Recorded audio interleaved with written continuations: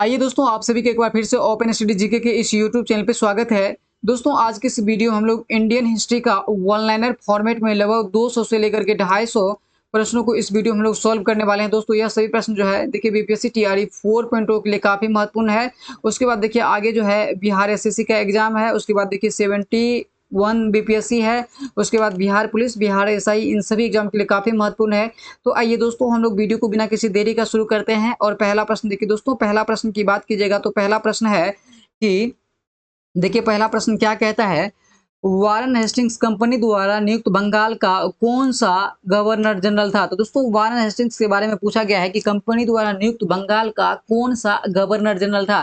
तो दोस्तों, Warren Hastings जो है प्रथम गवर्नर जनरल जो है बंगाल के नियुक्त हुए थे। और इनका जो है देखिए शासनकाल की बात करेंगे तो 1772 से लेकर के जो है 1785 तक जो है इन्होंने शासनकाल किया था। तो देखिए इसके दौरान जो है महत्वपूर्ण घटना घटा था, हम लोग एक बार उसको देख लेते हैं थोड़ा सा ओवरव्यू के रूप में। तो सबसे पहले देखिए वारेन हेस्टिंग्स को देखते हैं। देखिए वारेन हेस्टिंग्स की बात करेंगे। देखिए इनका शासनकाल सबसे पहले देखिए कब से कब तक रहा, 1772 टू 1785 तक जो है इनका कार्यकाल रहा है।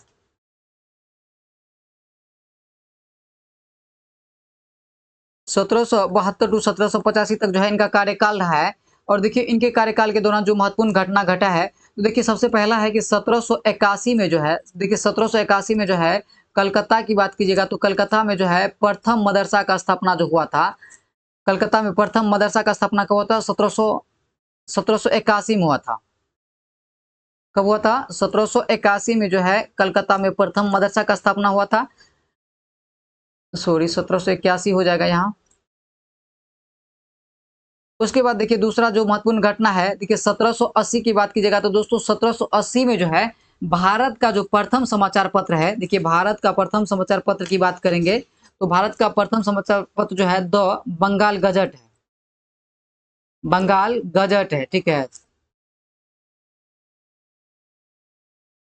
द बंगाल गजट है। और जो है इनका प्रकाशन जो है किसके द्वारा किया गया था, तो दोस्तों इनका प्रकाशन जो है जेम्स अगस्त हिक्की के द्वारा किया गया था। किसके द्वारा किया गया था, जेम्स अगस्त हिक्की के द्वारा जो है इनका प्रकाशन जो है कब किया गया था, 1780 में किया गया था। उसके बाद देखिए एक और महत्वपूर्ण घटना है, 1782 की बात कीजिएगा तो दोस्तों 1782 में जो है संस्कृत विद्यालय जो है खोला गया था। संस्कृत विद्यालय की बात करेंगे तो संस्कृत विद्यालय जो है खोला गया था।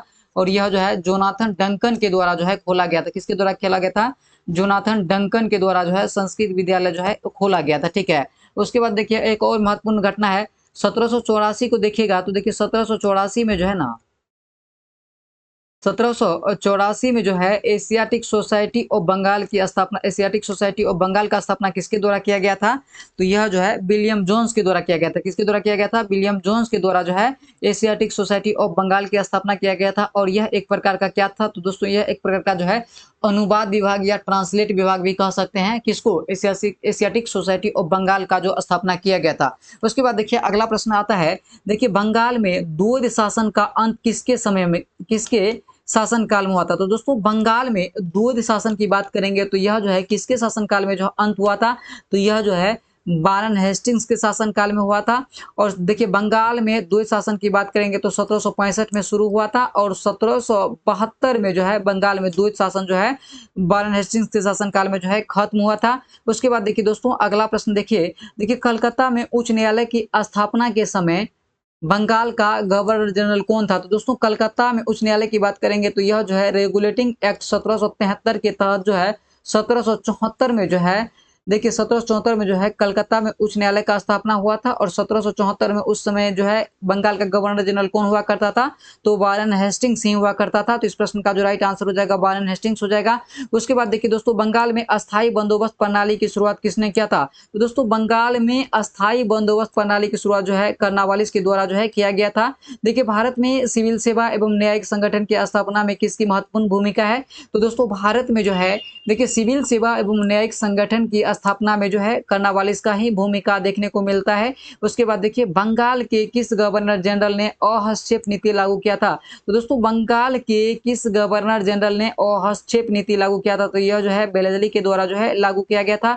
और दोस्तों बेलेजली की कार्यकाल देखिएगा तो देखिए बेलेजली जो है यह जो है देखिए बेलेजली की कार्यकाल की बात कीजिएगा तो यह जो है इनका शासनकाल जो है कब से कब तक रहा है। तो देखिए इनका शासनकाल की बात कीजिएगा तो इनका शासनकाल जो है वह आपको जो है 1848 से शुरू होता है और 1848 से लेकर के 56 तक जो है शासन करता है। 1848 टू 56 तक जो है यह शासन करता है।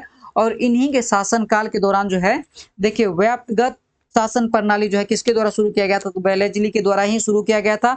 और व्यक्तिगत सिद्धांत के आधार पर जो है पहला राज्य जो सतारा हुआ था, इन्हीं को जो है ब्रिटिश साम्राज्य में मिलाया गया था। कौन था? सतारा था, जिनको 1848 में मिलाया गया था। ठीक है, सतारा को बात करेंगे तो 1848 में मिलाया गया था। उसके बाद देखिए जैतपुर और संबलपुर की बात कीजिएगा तो जैतपुर और संबलपुर को कब मिलाया गया था, तो दोस्तों इन दोनों को जो है 50 में मिलाया गया था। किसको? जैतपुर और संबलपुर को मिलाया गया था। बघात को जो है कब मिलाया गया था, तो बघात को जो है 1850 में मिलाया गया था। बघात की बात कीजिएगा तो बघात को 1850 में मिलाया गया था। उसके बाद देखिए अगला है उदयपुर को कब मिलाया गया था, तो देखिए उदयपुर की बात कीजिएगा तो उदयपुर को जो है 1852 में जो है उदयपुर को मिलाया गया था। उसके बाद देखिए झांसी को जो है 1853 में मिलाया गया था। झांसी को कब मिलाया गया था? 53 में मिलाया गया था। ठीक है, झांसी को 1853 में मिलाया गया था। उदयपुर को 52 में मिलाया गया था। उदयपुर को 52 में मिलाया गया था। उसके बाद देखिए नागपुर की बात कीजिएगा तो नागपुर को कब मिलाया गया था, तो 1854 में जो है नागपुर को मिलाया गया था। ठीक है, उसके बाद देखिए लास्ट में जो है अवध को जो है 1856 ईस्वी में जो है कुशासन के आधार पर जो है अवध को जो है ब्रिटिश साम्राज्य में मिला लिया गया था। ठीक है, उसके बाद देखिए अगला प्रश्न क्या कहता है दोस्तों, अगला प्रश्न है 7वां प्रश्न है। देखिए वर्ष 1800 में फोर्ट विलियम कॉलेज की स्थापना स्थापना में किस गवर्नर जनरल की भूमिका महत्वपूर्ण रही है। तो दोस्तों प्रश्न ये भी बनता है कि फोर्ट विलियम कॉलेज का स्थापना कब हुआ था, तो यह जो है कब हुआ था? 1800 ईस्वी में हुआ था। और इसमें जो है किस गवर्नर जनरल का जो है महत्वपूर्ण भूमिका देखने को मिलता है, तो बेलेजली का ही देखने को मिलता है। ठीक है, उसके बाद देखिए दोस्तों आगे प्रश्न क्या कहता है, आगे प्रश्न कहता है किस गवर्नर जनरल के शासन काल के दौरान जो है हैदराबाद, मैसूर, तंजौर, अवध, पेशवा एवं बरार राज्य को सहायक संधि पर हस्ताक्षर किया था। यानी ये जो है हैदराबाद हो गया, उसके बाद देखिए मैसूर हो गया, उसके बाद तंजौर, अवध, पेशवा, बरार जो है यह सब जो है कब सहायक संधि पर जो है हस्ताक्षर किया था। तो दोस्तों यह जो है कब हस्ताक्षर किया था, तो देखिए हम लोग इसको देखते हैं। ठीक है, देखिए हैदराबाद की बात कीजिएगा तो हैदराबाद कब सिग्नेचर किया था, तो दोस्तों हैदराबाद की बात कीजिएगा तो हैदराबाद जो है 1798 में जो है हस्ताक्षर किया था। कब किया था? 1798 में हैदराबाद हस्ताक्षर किया था। 1798 में हैदराबाद हस्ताक्षर किया था। उसके बाद देखिए 1799 में जो है मैसूर हस्ताक्षर किया था। कब? 1799 में मैसूर किया था। उसके बाद देखिए तंजौर की बात कीजिएगा तो दोस्तों तंजौर जो है यह जो है अक्टूबर 1799 में किया था। कब? अक्टूबर 1799 में जो है तंजौर किया था। अवध की बात कीजिएगा तो अवध जो है कब किया था, दोस्तों अवध की बात करेंगे हम लोग तो अवध जो है 1801 ईस्वी में जो है सहायक संधि पर हस्ताक्षर किया था। पेशवा की बात कीजिएगा तो पेशवा कब किया था, तो दोस्तों पेशवा जो है देखिए पेशवा में जो है यह जो है पेशवा जो है 1802 में किया था। पेशवा कब किया था? 1802 में जो है पेशवा हस्ताक्षर किया था। उसके बाद देखिए बरार और भोसले की बात कीजिएगा तो बरार और भोसले जो है 1803 में जो है सहायक संधि पर हस्ताक्षर किया था। उसके बाद देखिए उसके बाद सिंधिया की बात कीजिएगा तो सिंधिया जो है कब किया था, तो दोस्तों सिंधिया जो है यह जो है 1804 में जो है सहायक संधि पर हस्ताक्षर किया था। कुल मिलाकर के ये कहा जा सकता है कि सहायक संधि स्वीकार करने वाला पहला राज्य कौन सा था, तो पहला जो है हैदराबाद था। और यह प्रश्न जो है कई बार एग्जाम में बनता है कि सहायक संधि स्वीकार करने वाला पहला राज्य कौन था, हैदराबाद था। उसके बाद मैसूर था, उसके बाद तंजौर 1799 में था, अवध था 1801 में। पेशवा की बात कीजिएगा तो पेशवा जो है 1802 में था। अब बरार जो है यह 1803 में था। सिंधिया जो है 1804 में था। उसके बाद देखिए दोस्तों अगला प्रश्न है, देखिए पिंडारियों का दमन किस गवर्नर जनरल के शासनकाल में हुआ था, तो दोस्तों पिंडारियों का दमन जो है यह जो है लॉर्ड विलियम बेंटिक के शासनकाल के दौरान जो है पिंडारियों का दमन हुआ था। और पिंडारियों पर दमन जो है यानी इसका यह कब घटना है, तो दोस्तों यह जो है घटना कब का है? 1830 का घटना जो है पिंडारियों का दमन है।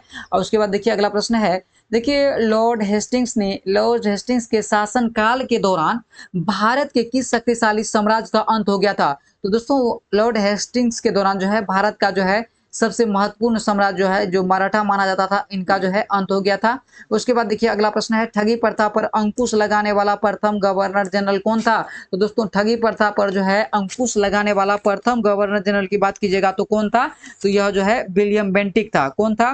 विलियम बेंटिक था। ठीक है, और यह जो है कब जो है इस पे जो है यानी देखिए विलियम बेंटिक की बात की जाए तो विलियम बेंटिक ने कर्नल सिलीमैन की सहायता से जो है 1830 में जो है ठगी प्रथा को जो है समाप्त कर दिया था। ठीक है, कब समाप्त किया गया था? 1830 में जो है ठगी प्रथा को जो है समाप्त किया गया था। उसके बाद देखिए बंगाल के किस गवर्नर जनरल ने राजा राम मोहन राय के सहयोग से सती प्रथा को अंत किया था? तो दोस्तों सती प्रथा को जो है खत्म किसने किया था? तो यह जो है विलियम बेंटिक के द्वारा किया गया था। कब किया गया था? 1829 में जो है सती प्रथा को जो है अंत किया गया था। विलियम बेंटिक की शासन काल देखिएगा तो विलियम बेंटिक देखिए 1828 से लेकर के जो है 1835 तक जो है शासन करने का काम किया था। कब? 1828 से लेकर 1835 तक हुआ था और इन्हीं के शासनकाल के दौरान जो है सती प्रथा पर जो है रोक लगाया गया था। किसके सहयोग से? राजा राम मोहन राय के सहयोग से। उसके बाद देखिए किस चार्टर एक्ट के अंतर्गत लॉर्ड विलियम बेंटिक को भारत का प्रथम गवर्नर जनरल नियुक्त किया गया था? तो दोस्तों अभी जस्ट पहला प्रश्न था कि भारत का प्रथम गवर्नर जनरल कौन बना था? तो लॉर्ड विलियम बेंटिक था। और इसको जो है किस अधिनियम के द्वारा जो है नियुक्त किया गया था? तो दोस्तों यह जो है 1833 का जो है चार्टर एक्ट था और इन्हीं के आधार पे जो है विलियम बेंटिक को जो है प्रथम गवर्नर जनरल जो है नियुक्त किया गया था। उसके बाद देखिए दोस्तों अगला प्रश्न है भारत के किस गवर्नर जनरल को प्रेस स्वतंत्रता का जनक माना जाता है? तो दोस्तों भारत के किस गवर्नर जनरल को जो है प्रेस स्वतंत्रता का जनक माना जाता है? तो यह जो है सर चार्ल्स मेंटकॉफ को जो है भारतीय प्रेस स्वतंत्रता का जो है जनक माना जाता है। देखिए रविवार की छुट्टी की शुरुआत जो है किस गवर्नर जनरल के शासनकाल में प्रारंभ हुई थी? तो दोस्तों रविवार की छुट्टी की बात करेंगे तो यह जो है कब से शुरू हुआ है? तो यह जो है 1843 में शुरू हुआ था और 1843 की बात करेंगे तो यह जो है लॉर्ड एलनबरो के शासनकाल में जो है रविवार का छुट्टी जो है प्रारंभ हुआ था। उसके बाद देखिए दोस्तों अगला प्रश्न है प्रथम आंग्ल सिख युद्ध के समय भारत का गवर्नर जनरल कौन था? तो दोस्तों प्रथम आंग्ल सिख युद्ध की बात करेंगे तो प्रथम आंग्ल सिख युद्ध कब हुआ था? तो यह जो है 1800 देखिए 1844 या 1844 कहीं-कहीं 1844 टू 45 रहता है। देखिए 1844 टू 45 रहता है और कहीं-कहीं जो है 1845 टू 46 रहता है। ठीक है, 1845 टू 46 ही सर्वाधिक मान्य है। तो देखिए पहला प्रश्न क्या है कि प्रथम आंग्ल सिख युद्ध के समय भारत का गवर्नर जनरल कौन था? तो दोस्तों लॉर्ड हार्डिंग की बात करेंगे तो यह जो है प्रथम आंग्ल सिख युद्ध के समय जो है भारत का गवर्नर था। ठीक है, उसके बाद देखिए दोस्तों अगला प्रश्न है किस गवर्नर जनरल ने भारतीय राज्यों को हड़पने के लिए हड़प नीति अपनाई थी? तो दोस्तों हड़प नीति की बात करेंगे तो यह जो है किसके शासनकाल में अपनाया था? तो यह जो है डलहौजी के शासनकाल में जो है अपनाया गया था। राज हड़प नीति किसके द्वारा शुरू किया गया था? तो यह जो है डलहौजी के द्वारा जो है राज हड़प नीति जो है शुरू किया गया था। ठीक है, उसके बाद देखिए दोस्तों अगला प्रश्न देखिए भारत में रेल सेवा की शुरुआत सर्वप्रथम किस गवर्नर जनरल के शासनकाल में प्रारंभ हुआ था? तो दोस्तों भारत में जो है रेल सेवा की शुरुआत जो है देखिए कब हुआ था? 1853 में हुआ था। भारत में रेल सेवा का शुरुआत कब हुआ था? 1853 में हुआ था। और 1853 की बात करेंगे तो दोस्तों उस समय किसका शासनकाल रहा है? तो लॉर्ड डलहौजी का शासनकाल जो है उस समय हुआ करता था। तो इस प्रश्न का जो राइट आंसर हो जाएगा लॉर्ड डलहौजी हो जाएगा। उसके बाद देखिए दोस्तों अगला प्रश्न है नागरिक सेवा में प्रतियोगिता परीक्षा एवं लोक निर्माण विभाग की स्थापना किसके शासनकाल में प्रारंभ हुई थी? तो दोस्तों नागरिक सेवा प्रतियोगिता परीक्षा एवं लोक निर्माण विभाग की स्थापना की बात करेंगे तो यह जो है डलहौजी के शासनकाल में ही हुआ था। ठीक है, कब हुआ था? डलहौजी के शासनकाल में हुआ था और डलहौजी का शासनकाल अभी हम लोग जस्ट देखे हैं कब से कब था? 1848 से लेके कब तक था? 1848 टू 1856 तक जो है किसका शासनकाल है? लॉर्ड डलहौजी का शासनकाल है। उसके बाद देखिए दोस्तों अगला प्रश्न है किस गवर्नर जनरल के शासनकाल में कंपनी के शासन का अंत हुआ? तो कंपनी का शासन का अंत जो है किसके शासनकाल में हुआ था? तो यह जो है केनिंग के शासनकाल में हुआ था। और देखिए 1857 की क्रांति के समय कौन था? केनिंग था। 1857 की क्रांति के समय कौन हुआ करता था? केनिंग हुआ करता था। जबकि भारतीय राष्ट्र कांग्रेस की स्थापना की बात करेंगे तो भारतीय राष्ट्र कांग्रेस का स्थापना कब हुआ था? दोस्तों भारतीय राष्ट्र कांग्रेस की स्थापना की बात करेंगे तो भारतीय राष्ट्र कांग्रेस का स्थापना जो है कब हुआ था? तो यह जो है 28 दिसंबर 1885 ईस्वी को हुआ था। कब हुआ था? 28 दिसंबर 1885 ईस्वी को जो है भारतीय राष्ट्र कांग्रेस का स्थापना हुआ। उस समय कौन था? तो उस समय जो है डॉफ्रिन था। ठीक है, उसके बाद देखिए महालेखा परीक्षक का पद जो है किसने गठन किया था? तो दोस्तों महालेख परीक्षक की पद की बात करेंगे तो यह जो है केनिंग के द्वारा ही प्रारंभ किया गया था। किसके शासनकाल में प्रारंभ किया गया था? केनिंग के शासनकाल में जो है प्रारंभ किया गया था। और केनिंग के शासनकाल की बात करेंगे तो दोस्तों 1857 की क्रांति के समय कौन था? केनिंग था। और इनका शासनकाल कब प्रारंभ होता है? 1856 में जो है केनिंग का शासनकाल जो है प्रारंभ होता। कब हुआ था? 1856 में जो है प्रारंभ हुआ था। कब? 1856 टू 62 तक जो है केनिंग का शासनकाल रहा था। ठीक है, उसके बाद देखिए अगला प्रश्न देखिए देखिए प्रथम स्वतंत्रता संग्राम के समय भारत के गवर्नर जनरल कौन था? तो दोस्तों अभी जस्ट देखे हैं कि प्रथम स्वतंत्रता संग्राम किसको कहा गया है? तो 1857 की क्रांति को जो है प्रथम स्वतंत्रता संग्राम कहा गया है। और इस समय जो है भारत का गवर्नर जनरल कौन था? तो केनिंग था। ठीक है, कौन था? केनिंग था। और यह जो है कब से कब तक था? 1856 टू 62 तक जो है था। उसके बाद देखिए भारत का अंतिम गवर्नर जनरल तथा प्रथम वायसराय कौन था? तो दोस्तों भारत का जो है अंतिम गवर्नर जनरल और प्रथम वायसराय की बात करेंगे तो कौन था? केनिंग ही था। उसके बाद देखिए दोस्तों अगला प्रश्न देख लेते हैं। अगला प्रश्न क्या कहता है? देखिए किस घोषणा पत्र के द्वारा गवर्नर जनरल पद को समाप्त कर वायसराय पद सृजित किया है? तो दोस्तों देखिए किस घोषणा पत्र के द्वारा जो है गवर्नर जनरल का पद जो है समाप्त कर दिया गया था और वहां से जो है वायसराय का पद जो है सृजित किया गया था? तो यह जो है विक्टोरिया के घोषणा पत्र था। और इसी के आधार पर जो है गवर्नर जनरल का पद जो है समाप्त कर दिया गया था और वहां से जो है वायसराय का पद जो है सृजित किया गया था। और प्रथम वायसराय की बात करेंगे तो प्रथम वायसराय कौन बना था? तो दोस्तों प्रथम वायसराय की बात करेंगे तो केनिंग ही है, जो कि प्रथम वायसराय भी बना था। ठीक है, किस वायसराय ने वहाबी आंदोलन का दमन किया था? तो दोस्तों वहाबी आंदोलन की बात करेंगे तो यह जो है 1820 से लेकर के जो है 1870 तक जो है वहाबी आंदोलन चला था। 1820 से लेकर के जो है 1870 तक के आसपास जो है वहाबी आंदोलन चला था। और वहाबी आंदोलन का मुख्य केंद्र कहाँ था? तो दोस्तों अपना जो है पटना ही वहाबी आंदोलन का जो है मुख्य केंद्र था। और किस वायसराय ने वहाबी आंदोलन का दमन किया था? तो यह जो है एल्गिन द्वितीय किया था। देखिए अफगानों से तटस्थ रहने की नीति किसने अपनाई थी? तो दोस्तों अफगानों से तटस्थ रहने की नीति की बात करेंगे तो यह जो है सर जॉन लॉरेंस ने अपनाया था। कौन अपनाया था? सर जॉन लॉरेंस ने अपनाया था। ठीक है, उसके बाद देखिए दोस्तों अगला प्रश्न हम लोग देखते हैं। तो अगला प्रश्न क्या कहता है? अगला प्रश्न कहता है किसके शासनकाल में, देखिए किसके शासनकाल में प्रारंभ हुई भारत की प्रथम जनगणना है? तो दोस्तों भारत की प्रथम जनगणना की हम लोग बात करेंगे तो भारत का प्रथम जनगणना कब हुआ था? तो यह जो है 1872 में जो है भारत का प्रथम जनगणना हुआ था। और इनको नियमित कब किया गया था? तो दोस्तों नियमित की बात करेंगे तो जनगणना को जो है नियमित कब किया गया था? तो यह जो 1881 में जो है रिपन के शासनकाल में जो है जनगणना नियमित हो गया था। और यहाँ प्रश्न है कि किसके शासनकाल में जो है प्रारंभ की गई प्रथम जनगणना था? तो दोस्तों यह जो है 1872 ईस्वी में जो है किसके शासनकाल में प्रारंभ हुआ था? मयो के शासनकाल में जो है प्रारंभ हुआ था।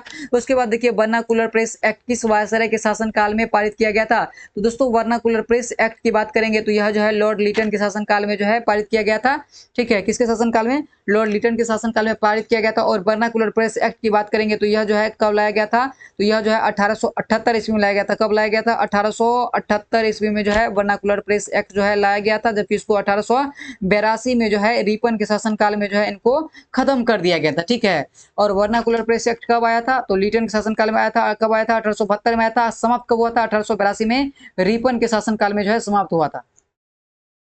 ठीक है, उसके बाद देखिए विवादास्पद इल्बर्ट बिल पारित होने के समय भारत का वायसराय कौन था? तो दोस्तों इल्बर्ट बिल की बात करेंगे तो इल्बर्ट बिल कब आया गया था? तो यह जो है 1883 ईस्वी में जो है यह बिल जो है पारित हुआ था। और यह जो है यानी प्रश्न क्या कह रहा है? विवादास्पद इल्बर्ट बिल पारित होने के समय भारत का वायसराय कौन था? तो लॉर्ड लिटन था। ठीक है, कौन था? लॉर्ड लिटन था। उसके बाद देखिए दोस्तों अगला प्रश्न क्या कहता है? अगला प्रश्न कहता है प्रथम अकाल आयोग का गठन किसके शासनकाल में हुआ था? तो दोस्तों प्रथम अकाल आयोग की बात करेंगे तो यह जो है लिटन के शासनकाल में जो है इनका व्यवस्था किया गया था। देखिए प्रथम अफगानिस्तान के मध्य जो है डूरन रेखा का निर्धारण जो है किस वायसराय के शासनकाल में हुआ था? तो दोस्तों भारत एवं अफगानिस्तान के बीच कौन सा रेखा है? डूरन रेखा। और इनका निर्धारण जो है किस वायसराय के शासनकाल में हुआ था? तो यह जो है लॉर्ड लैंसडाउन के शासनकाल में जो है भारत एवं अफगानिस्तान के बीच जो है डूरन रेखा का जो है प्रारंभ हुआ था। उसके बाद देखिए दोस्तों अगला प्रश्न है भारत में स्थानीय स्वशासन की शुरुआत किस वायसराय ने किया था? तो दोस्तों भारत में स्थानीय स्वशासन की शुरुआत की बात करेंगे तो यह जो है किस वायसराय के शासनकाल में शुरू हुआ था? तो यह जो है रिपन के शासनकाल में शुरू हुआ था। उसके बाद देखिए 33वां प्रश्न है, देखिए भारत में प्रथम कारखाना अधिनियम पारित करवाने के लिए किस वायसराय की महत्वपूर्ण भूमिका रही है? तो दोस्तों भारत में जो है प्रथम कारखाना अधिनियम की बात करेंगे तो यह जो है कब पारित हुआ था? तो यह जो है 1881 में जो है पारित हुआ था। और 1881 में जो है कौन वायसराय था? तो रिपन था। ठीक है, उसके बाद देखिए कांग्रेस की स्थापना के समय भारत का प्रथम वायसराय कौन था? तो दोस्तों कांग्रेस का स्थापना कब हुआ था? तो देखिए कांग्रेस का स्थापना जो है कब हुआ था? 28 दिसंबर 1885 ईस्वी को जो है कांग्रेस का स्थापना हुआ था। कब हुआ था? 28 दिसंबर 1885 ईस्वी को कांग्रेस का स्थापना हुआ था। किसके शासनकाल में? लॉर्ड डफरिन के शासनकाल में जो है कांग्रेस का स्थापना हुआ था। ठीक है, उसके बाद देखिए अगला प्रश्न है 35वां नंबर प्रश्न क्या कह रहा है?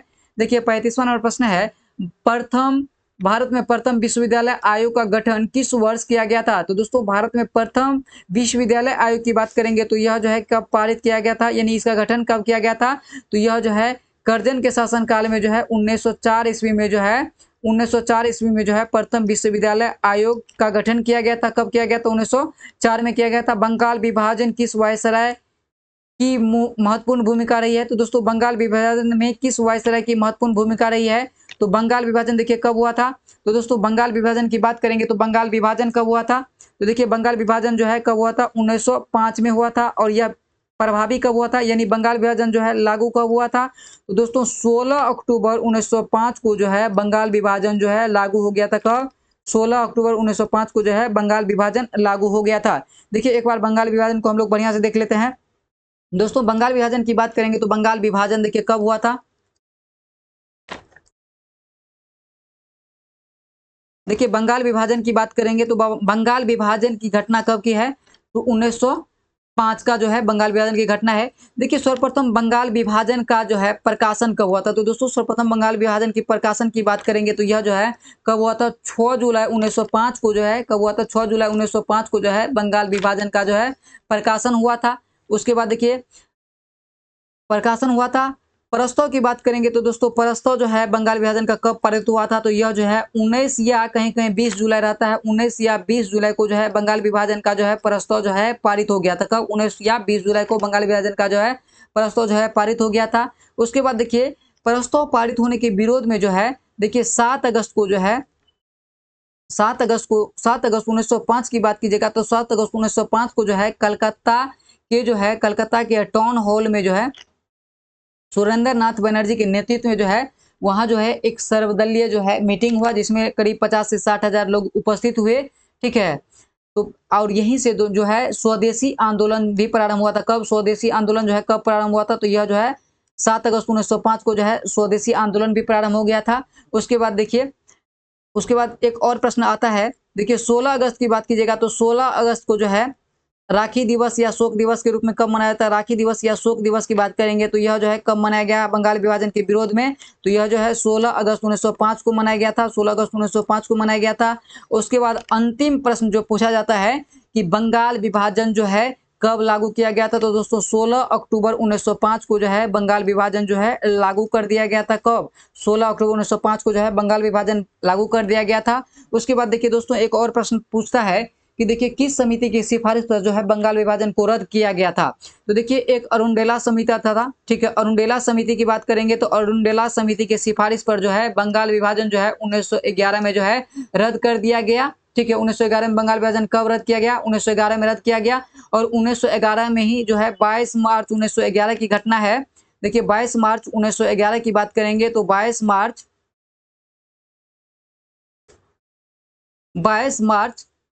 1911 को जो है 22 मार्च 1912 को जो है देखिए 22 मार्च 1912 को जो है बिहार का जो है गठन होता है। कब? 22 मार्च 1912 को बिहार का गठन होता है। और जो है 22 मार्च को हम लोग जो है बिहार स्थापना दिवस भी मनाते हैं। कब मनाते हैं? 22 मार्च को जो है बिहार स्थापना दिवस जो है हम लोग मनाते हैं। ठीक है, उसके बाद एक और प्रश्न बनता है कि देखिए बंगाल का राजधानी यानी भारत का राजधानी उस समय कहाँ हुआ करता था? कोलकाता हुआ करता था। और कलकत्ता से जो है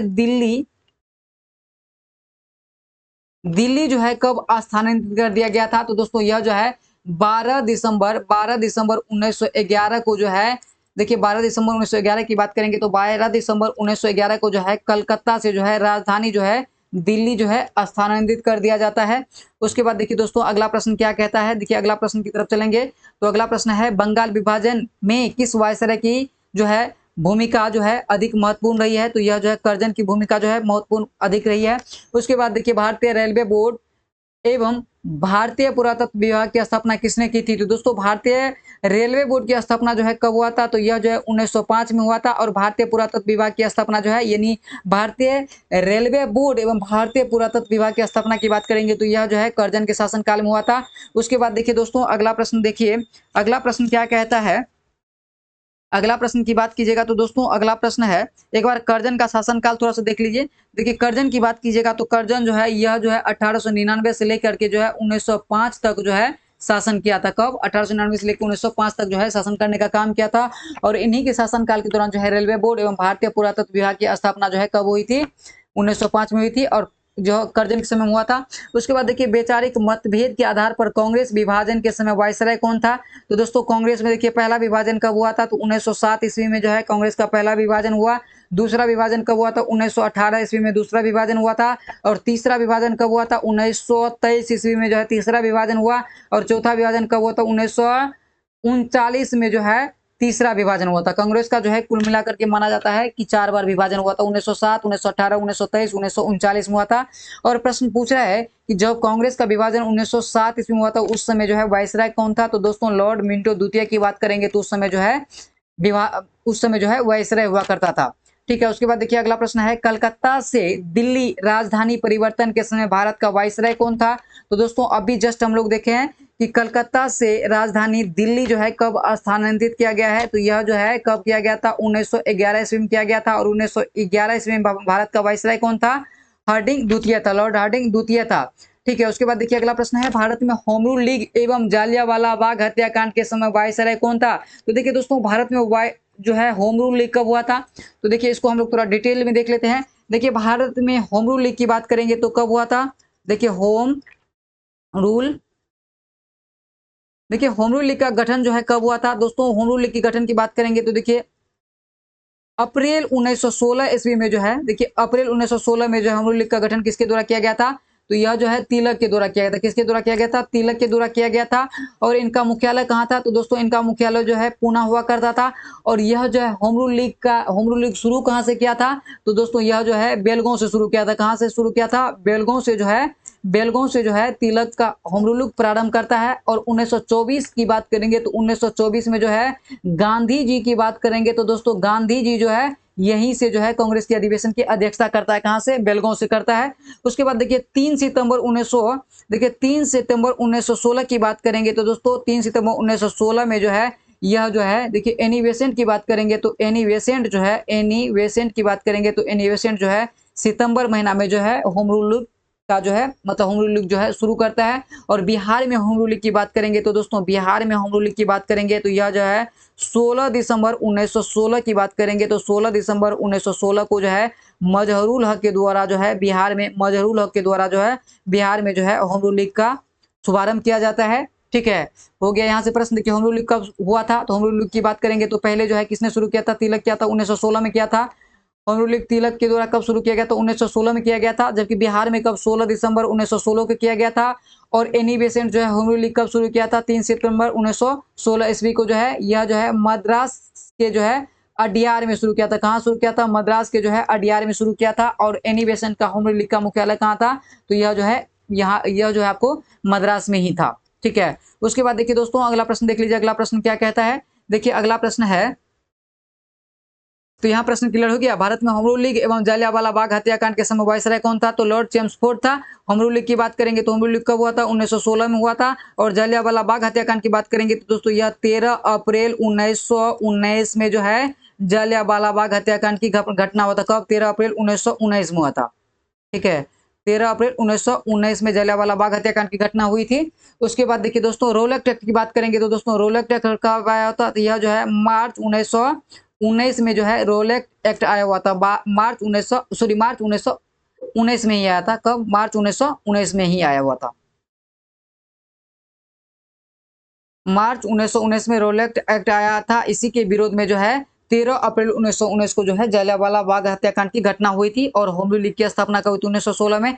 देखिए असहयोग आंदोलन के दौरान जो है अगला प्रश्न क्या कहता है? अगला प्रश्न है असहयोग आंदोलन के दौरान घटने वाली चोरी चोरा कांड के समय भारत का वायसराय कौन था?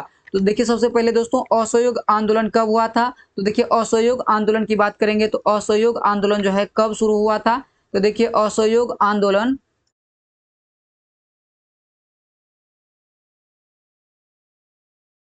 देखिए असहयोग आंदोलन की बात कीजिएगा तो असहयोग आंदोलन जो है 1 अगस्त 1920 ईस्वी को जो है कब क्या होता है? प्रारंभ होता है। 1 अगस्त 1920 ईस्वी को जो है असहयोग आंदोलन जो है प्रारंभ हुआ था। ठीक है। और 1 अगस्त 1920 को ही बाल गंगाधर तिलक की मृत्यु हो जाती है। कब? 1 अगस्त 1930 को ही बाल गंगाधर तिलक की मृत्यु हो जाती है। ठीक है। तिलक की मृत्यु की बात करेंगे तो तिलक का मृत्यु कब होता है? 1 अगस्त को ही तिलक का मृत्यु हो जाता है। ठीक है। और देखिए असहयोग आंदोलन चल रहा था। ठीक है। असहयोग आंदोलन चल रहा था और इसी दरमियान जो है 5 फरवरी 1922 को जो है, कब की घटना है? 5 फरवरी 1922 को जो है चोरी चौरा नामक स्थान पे जो है, चोरी चौरा नामक स्थान पे जो है 22 पुलिसकर्मियों को जो है जिंदे जला दिया जाता था, जला दिया गया, जिससे गांधी आहत हो गए और असहयोग आंदोलन को जो है स्थगित कर दिया गया। कब? 5 फरवरी 1922 को जो है ये चोरी चौरा की घटना होती है। और 12 फरवरी को जो है, 12 फरवरी की बात करेंगे तो 12 फरवरी को जो है गांधी को अरेस्ट कर लिया जाता है और यहीं से जो है असहयोग आंदोलन जो है समाप्त हो जाता है। असहयोग आंदोलन की बात करेंगे तो दोस्तों यह जो है 1920 से लेकर के जो है कब तक रहा? 1922 तक जो है असहयोग आंदोलन हुआ था। ठीक है। उसके बाद देखिए अगला प्रश्न है, अगला प्रश्न की बात करेंगे तो दोस्तों यहाँ प्रश्न है, असहयोग आंदोलन के दौरान घटने वाली चोरी चौरा घटना के समय भारत का वायसराय कौन था? तो लॉर्ड रेटिंग था। और असहयोग आंदोलन की घटना कब घटी थी? तो यह जो है 5 फरवरी 1922 की घटना है। 5 फरवरी 1922 की घटना है। शिक्षा से संबंधित सेडलर आयोग का गठन किस वायसराय के शासनकाल में हुआ था? तो दोस्तों सेडलर आयोग की बात करेंगे तो देखिए सेडलर आयोग कब हुआ, आया हुआ था? तो यह जो है इनका गठन जो है 1917 में जो हुआ था। ठीक है। इनका गठन कब हुआ था? 1917 में हुआ था। एक मेकाले आयोग आया हुआ था। मेकाले आयोग की बात करेंगे तो दोस्तों इनका जो है, यह जो है शिक्षा को अंग्रेजी माध्यम में करना चाहता था। और मेकाले आयोग कब आया था? तो 1835 में आया हुआ था। इसके बाद देखिए एक और जो है शिक्षा से संबंधित आयोग है जिसको हम लोग कहते हैं बूथ डिस्पैच आयोग। ठीक है। बूथ डिस्पैच आयोग की बात करेंगे तो यह कब का है? 1854 का है। बूथ डिस्पैच कब का है? 1854 का है। और उसके बाद देखिए हंटर आयोग की बात कीजिएगा दोस्तों, तो हंटर आयोग जो है, देखिए हंटर आयोग, कौन आयोग? हंटर आयोग की बात करेंगे तो हंटर आयोग कब का है? 1882 का। हंटर आयोग कब का है? 82 का है। ठीक है। और यहाँ प्रश्न है, सेडलर आयोग का गठन किस वायसराय के शासनकाल में हुआ था? तो यह जो है चेम्सफोर्ड के शासनकाल में कब हुआ था? 1917 में हुआ था। देखिए भारत में नियुक्त किए गए वायसरायों में एकमात्र यहूदी था। तो दोस्तों यहूदी की बात करेंगे तो यहूदी मात्र कौन एक वायसराय थे? तो यह जो है लॉर्ड रेटिंग थे, जो कि यहूदी वायसराय थे। उसके बाद देखिए साइमन कमीशन के आगमन, देखिए साइमन कमीशन के आगमन और सविनय अवज्ञा आंदोलन और पूर्ण स्वराज की मांग एवं नमक सत्याग्रह के समय भारत का वायसराय कौन था? तो देखिए दोस्तों देखिए सबसे पहले देखिए साइमन कमीशन, देखिए साइमन कमीशन की बात करेंगे तो साइमन कमीशन का गठन कब होता है? तो दोस्तों साइमन कमीशन की बात करेंगे, साइमन कमीशन की बात करेंगे तो साइमन कमीशन का गठन कब हुआ था? देखिए साइमन कमीशन का गठन हुआ था 8 नवंबर 1927 को जो है साइमन कमीशन का गठन होता है। 8 नवंबर 1927 को गठन होता है। और इनका भारत आगमन की बात कीजिएगा दोस्तों, देखिए भारत आगमन की बात करेंगे तो 3 फरवरी 1928 को जो है यह भारत आया हुआ था। कब? 3 फरवरी 1928 को जो है यह भारत आगमन इसका हुआ था। और इसका जो है प्रथम विरोध कहाँ हुआ था? तो देखिए प्रथम विरोध की बात कीजिएगा ना तो इसका प्रथम विरोध जो है बंबई में हुआ था। प्रथम विरोध कहाँ हुआ था? बंबई में हुआ था। उसके बाद दिल्ली में हुआ था। उसके बाद जो है विभिन्न प्रांतों में धीरे धीरे फैल गया था। ठीक है। उसके बाद देखिए अगला प्रश्न क्या था? अगला प्रश्न था सविनय अवज्ञा आंदोलन। तो दोस्तों सविनय अवज्ञा आंदोलन की बात कीजिएगा तो सविनय अवज्ञा आंदोलन कब का है? देखिए सविनय अवज्ञा आंदोलन की बात कीजिएगा तो सविनय अवज्ञा आंदोलन की बात कीजिएगा, सविनय अवज्ञा आंदोलन जो है कब शुरू हुआ था? तो दोस्तों यह जो है 6 अप्रैल 1930 को जो है, देखिए 6 अप्रैल 1930 की बात कीजिएगा तो 6 अप्रैल 1930 को जो है सविनय अवज्ञा आंदोलन जो है प्रारंभ हुआ था। दोस्तों यह जो है नमक कानून तोड़ने के बाद हुआ था। तो देखिए दांडी मार्च कब हुआ था? दोस्तों दांडी मार्च की बात कीजिएगा तो देखिए दांडी मार्च की बात कीजिएगा, दांडी मार्च कब हुआ था?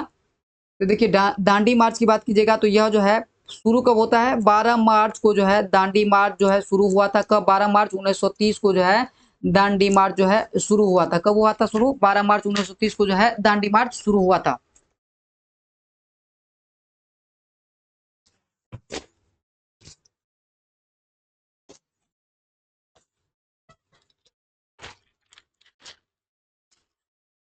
देखिए दोस्तों दांडी मार्च की बात कीजिएगा तो यह जो है 12 मार्च 1930 को शुरू हुआ था और 5 अप्रैल को जो है ये लोग जो है कहाँ पहुंचा? दांडी पहुंचा। 5 अप्रैल को ये लोग जो है दांडी पहुंचा और 6 अप्रैल को जो है सुबह में जो है नमक कानून तोड़ा गया। 6 अप्रैल को जो है 6 अप्रैल 1930 की बात कीजिएगा तो 6 अप्रैल 1930 को जो है सुबह में नमक कानून तोड़ा गया और यहीं से जो है सविनय अवज्ञा आंदोलन की बात करिएगा तो सविनय अवज्ञा आंदोलन जो है यहीं से जो है प्रारंभ होता है। सविनय अवज्ञा आंदोलन जो है यहीं से 6 अप्रैल को प्रारंभ होता है। ठीक है। उसके बाद देखिए इससे संबंधित दांडी मार्च से संबंधित जो कुछ महत्वपूर्ण प्रश्न है हम लोग देखते हैं। तो सबसे पहले देखिए दांडी मार्च प्रारंभ कब हुआ था? 12 मार्च 1930 को प्रारंभ हुआ था। 5 अप्रैल को ये लोग जो है दांडी पहुंचा है, ठीक है। और 6 अप्रैल 1930 को जो है नमक कानून तोड़ा गया और यहीं से जो है सविनय अवज्ञा आंदोलन जो है प्रारंभ होता है, ठीक है। यह यात्रा कुल कितने दिनों का था? तो दोस्तों यह यात्रा की बात करेंगे तो यह जो है 24 दिन का कुल यात्रा था। और इस यात्रा के दौरान जो है कितने दूर जो है यानी कितने मील जो है दूरी तय किया गया था? तो दोस्तों दूरी की बात कीजिएगा, मील में बात कीजिएगा तो देखिए मील में जो है यह जो है 240 या कहीं-कहीं 241 मील रहता है, ठीक है। 240 या 41 मील की बात कीजिएगा तो उतना जो है दूरी जो है मील में तय किया गया था, 241 ले लीजिए, ठीक है। किलोमीटर में देखिएगा तो दोस्तों किलोमीटर में कितना दूरी तय किया गया था? तो 385 किलोमीटर दूरी जो है तय किया गया था। कितना? 385 किलोमीटर जो है दूरी तय किया गया था, ठीक है। किलोमीटर में कितना? 385 किलोमीटर दूरी तय किया गया था। और इसमें यानी दांडी मार्च के समय में जो है गांधी सहित कितने व्यक्ति थे? तो देखिए गांधी सहित जो है 78 प्लस 1 यानी 79 व्यक्ति जो है दांडी मार्च में शामिल थे, ठीक है। दांडी मार्च में जो है कुल मिलाकर जो है 79 व्यक्ति शामिल थे, ठीक है। उसके बाद देखिए दोस्तों अगला प्रश्न ये बनता है कि दांडी मार्च के समय जो है एक अंग्रेजी पत्रकार कौन थे? तो देखिए दांडी मार्च के समय में जो है अंग्रेजी पत्रकार की बात कीजिएगा तो कौन थे? ठीक है। देखिए अंग्रेजी पत्रकार की बात कीजिएगा दांडी मार्च के समय में कौन था? तो बेब मिलर था। बेब मिलर जो है एक जो है विदेशी पत्रकार थे। और दोस्तों बिहारी की बात कीजिएगा तो दांडी मार्च के समय में बिहारी कौन था? तो दोस्तों बिहारी की बात कीजिएगा तो बिहारी जो है इसमें कौन शामिल था? आप लोग कमेंट में बताइए। तो देखिए बिहारी की बात कीजिएगा तो बिहारी इसमें जो है यानी दांडी मार्च के समय में बिहारी जो था कौन था? वह जो है गिरवरधारी चौधरी था। कौन था? गिरवरधारी चौधरी था। गिरवरधारी चौधरी जो है उस समय जो है गिरवरधारी चौधरी की बात करेंगे तो यह जो है एकमात्र बिहारी जो है इसमें दांडी मार्च में शामिल था, ठीक है। उसके बाद देखिए अगला प्रश्न बनता है कि तमिलनाडु या तंजौर के तट से जो है दांडी मार्च का जो है नेतृत्व किसने किया था? तो दोस्तों तमिलनाडु के जो है तंजौर वाले तट पे जो है इनका जो है नेतृत्व किसके द्वारा किया गया था? तो दोस्तों इनका नेतृत्व जो है सिराज गोपालाचारी के द्वारा जो है किया गया था। किसके द्वारा किया गया था? सिराज गोपालाचारी के द्वारा जो है किया गया था, ठीक है। तंजौर की तट से जो है किसके द्वारा किया गया था? सिराज गोपालाचारी के द्वारा जो है दांडी मार्च का नेतृत्व किया गया था, ठीक है। और देखिए दांडी मार्च ये जिला कहाँ पड़ता है? तो दोस्तों दांडी मार्च की बात कीजिएगा तो दांडी जो है यह साबरमती से शुरू हुआ था। कहाँ से शुरू हुआ था? साबरमती से शुरू हुआ था।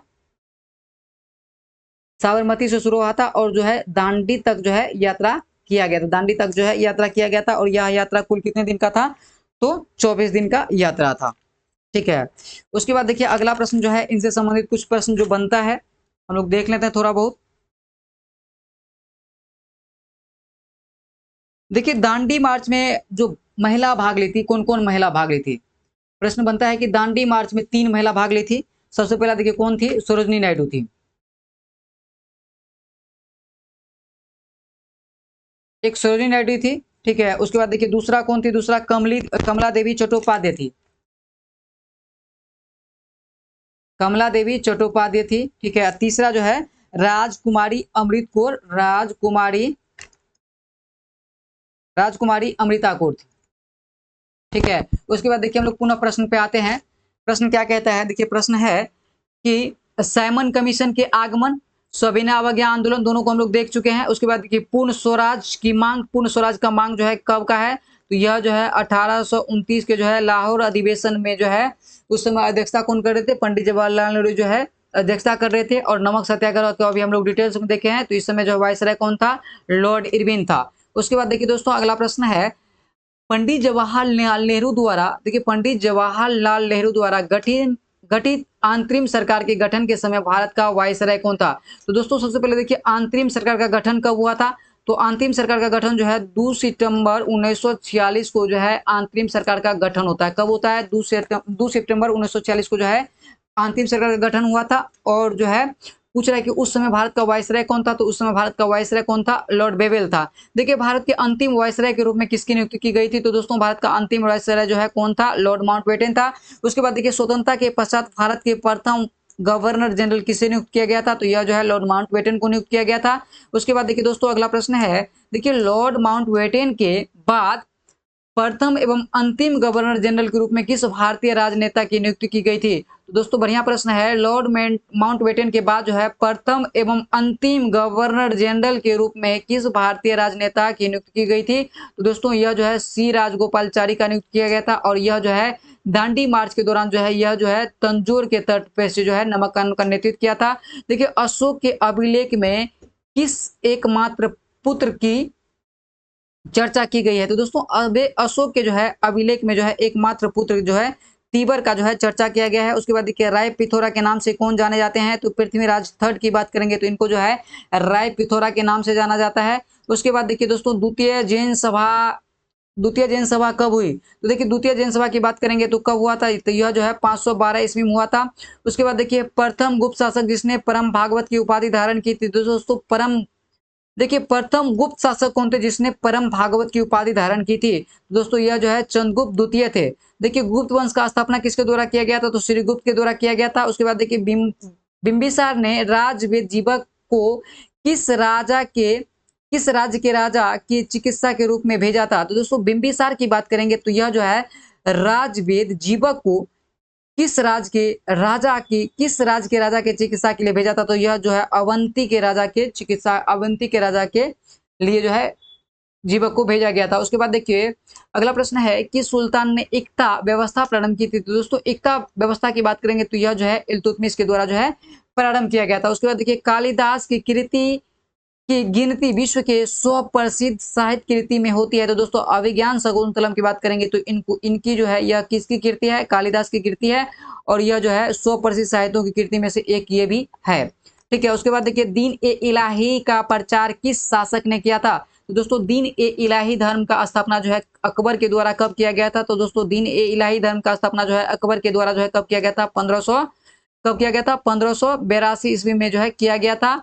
उसके बाद देखिए स्वतंत्रता संग्राम में सबसे कम आयु शहीद हुए थे? तो दोस्तों खुदीराम बोस की बात करेंगे तो स्वतंत्रता संग्राम में सबसे कम आयु के जो है शहीद हुए थे। 1857 के विद्रोह किस उर्दू कवि ने देखा था? तो दोस्तों 1857 के विद्रोह को जो है यह जो है गालिब देखा था। ठीक है। 1857 की क्रांति का शुरुआत कहां से हुआ था? तो दोस्तों 1857 क्रांति का शुरुआत कहां से हुआ था? मेरठ से हुआ था। ठीक है। कब हुआ था? 10 मई को हुआ था। कब हुआ था? 10 मई को जो है मेरठ से हुआ था। उसके बाद देखिए दोस्तों अगला प्रश्न है प्रसिद्ध उर्दू शायर मिर्जा गालिब का मूल निवास स्थान कहाँ था? तो दोस्तों मिर्जा गालिब की बात करेंगे तो यह जो है आगरा के जो है मूल निवासी थे। ठीक है। भारत में अंग्रेजों के समय में प्रथम जनगणना किस वायसराय के काल में हुआ था? तो दोस्तों यह जो है लॉर्ड मेयो के शासन काल में कब हुआ था? 1872 में हुआ था। अस्थायी बंदोबस्त किसके शासन काल में प्रारंभ हुआ था? तो दोस्तों अस्थायी बंदोबस्त की बात करेंगे तो यह जो है 1793 ईस्वी में जो है लॉर्ड कर्नवालिस के शासन काल में जो है प्रारंभ हुआ था। उसके बाद देखिए दोस्तों अगला प्रश्न है बाजार नियंत्रण प्रथा लागू की थी? तो दोस्तों बाजार नियंत्रण प्रथा की बात करेंगे तो यह जो है अलाउद्दीन खिलजी के शासन काल में जो है लागू किया गया था। देखिए भारत में सर्वप्रथम सांकेतिक मुद्रा का प्रचलन किसने किया था? तो दोस्तों भारत में प्रथम सांकेतिक मुद्रा की बात करेंगे तो यह जो है एमबीटी यानी मोहम्मद बिन तुगलक के द्वारा जो है प्रारंभ किया गया था। उसके बाद देखिए दोस्तों अगला प्रश्न है किस राजवंश ने भारत के प्रसिद्ध खजुराहो मंदिर दिए थे? तो दोस्तों खजुराहो मंदिर की बात करेंगे तो यह जो है चंदेल शासक के द्वारा जो है खजुराहो मंदिर का निर्माण करवाया गया था जो कि मध्य प्रदेश में स्थित है। चाणक्य का अन्य नाम क्या है? तो दोस्तों चाणक्य का अन्य नाम जो है विष्णुगुप्त या कोटिल भी है। ठीक है। विष्णुगुप्त या कोटिल भी जो है चाणक्य का अन्य नाम है। उसके बाद देखिए गोत्र शब्द का प्रयोग सर्वप्रथम हुआ था? तो दोस्तों गोत्र शब्द का प्रयोग जो है सर्वप्रथम ऋग्वेद में हुआ था। उसके बाद देखिए पूर्व वैदिक आर्यों का प्रमुख धर्म था? तो दोस्तों पूर्व वैदिक आर्यों का प्रमुख धर्म आइएगा तो मूर्ति पूजा एवं यज्ञ था। भारत में सर्वप्रथम मानव के साक्ष्य कहाँ से मिले हैं? तो दोस्तों भारत में सर्वप्रथम मानव के साक्ष्य नर्मदा घाटी से मिले हैं। देखिए कोपेनहेगन संग्रहालय की सामग्री से पाषाण और कांस्य लोह युगीन त्रियुगीन विभाजन है। तो यह जो है यानी विभाजन किया था तो यह जो है किसके द्वारा किया गया था? थॉमसन के द्वारा किया गया था। देखिए खाद्यान्नों की कृषि सर्वप्रथम प्रारंभ हुई थी? तो दोस्तों खाद्यान्नों की कृषि की बात करेंगे तो यह जो है नवपाषाण युग में प्रारंभ हुआ था। मानव द्वारा सर्वप्रथम प्रयुक्त अनाज कौन था? तो दोस्तों एनसीईआरटी के अकॉर्डिंग जो है मानव द्वारा प्रयुक्त प्रथम अनाज कौन सा हो जाएगा? जौ हो जाएगा। ऐसे गेहूं एवं जौ दिया जाता है। उसके बाद देखिए अगला प्रश्न है उस स्थान का नाम बताइए जहां से प्राचीनतम अस्थायी जीवन के प्रमाण मिले हैं। तो दोस्तों उस स्थान का नाम बताइए जहां से प्राचीनतम अस्थायी जीवन के प्रमाण मिले हैं। तो दोस्तों यह जो है मेहरगढ़ से जो है मनुष्यों के जो है प्राचीनतम अस्थायी जीवन के प्रमाण मिले हैं और यहीं से जो है सर्वप्रथम जो है कृषि का साक्ष्य कहाँ से मिला है, तो मेहरीगढ़ से मिला है।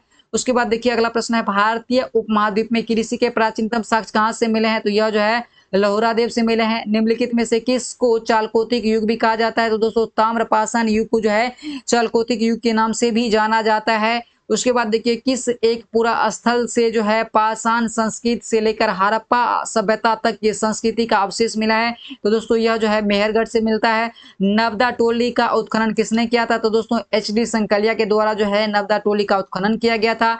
और नवदा टोली किस राज्य में स्थित है, तो दोस्तों नवदा टोली की बात करेंगे तो यह जो है मध्य प्रदेश में स्थित है। देखिए बृहद स्नानागार, देखिए सॉरी मिस्टेक हो गया, देखिए बृहद पाषाण स्मारकों कि किससे पहचान की जाती है, तो दोस्तों मृतक को दफनाने की स्थान से जो है बृहद पाषाण स्मारक की पहचान की जाती है। देखिए राख का टीला किस नवपाषाण कालीन स्थान से जो है या खेत से संबंधित है, तो दोस्तों नवपाषाण कालीन की टीला की बात करेंगे तो यह जो है संगनकल्लू से जो है प्राप्त हुआ है। उसके बाद देखिए दोस्तों अगला प्रश्न है, स्वतंत्र भारत के प्रथम भारतीय गवर्नर जनरल कौन थे, तो दोस्तों स्वतंत्र भारत के प्रथम भारतीय गवर्नर जनरल की बात करेंगे तो यह जो है सी राजगोपालचारी यानी चक्रवर्ती राजगोपालचारी बने थे।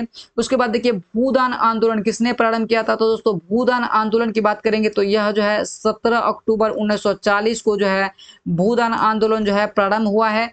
और भूदान आंदोलन जो है किसने प्रारंभ किया था, तो यह जो है विनोबा भावे के द्वारा प्रारंभ किया गया था। दोस्तों भूदान आंदोलन के प्रथम सत्याग्रही की, देखिए भूदान आंदोलन का प्रथम जो है सॉरी देखिए भूदान आंदोलन जो है किसने प्रारंभ किया था, तो यह जो है विनोबा भावे के द्वारा जो है प्रारंभ किया गया था। यहाँ थोड़ा सा जो है डेट हमको जो है लगता है मिस्टेक से लिखा गया है, ठीक है। भूदान आंदोलन जो है किसने प्रारंभ किया था, तो विनोबा भावे के द्वारा प्रारंभ किया गया था। देखिए भारत छोड़ो आंदोलन कब प्रारंभ हुआ था, तो दोस्तों भारत छोड़ो आंदोलन की बात करेंगे तो यह जो है 8 या 9 अगस्त 1942 को जो है प्रारंभ किया गया था। 8 या 9 अगस्त 1942 को जो है भारत छोड़ो आंदोलन जो है प्रारंभ किया गया था। कहीं कहीं 8 अगस्त भी रहता है, कहीं कहीं 9 अगस्त भी रहता है, ठीक है।